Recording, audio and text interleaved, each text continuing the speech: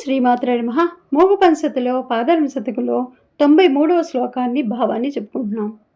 మహామోహస్తేన వ్యతికర భయాత్ పాలయతి యో వినేక్షత్యం స్మస్మి మునిజన మనోరత్నమనిసం సరాగాస్యోద్రే కాత్సతతపి సామాక్షితరసా కిమేవం పాదోసౌ కిసలయ రుచిం చోరయతి తే. మోహం అనే దొంగల వల్ల భయంతో మునిజనులందరూ తమ మనస్సు అనే రత్నాన్ని కామాక్షివైన నీ పాదాల దగ్గర దాచిపెట్టుతున్నారు తల్లి. వారి రత్నాన్ని నీవు జాగ్రత్తగా కాపాడుతున్నావు.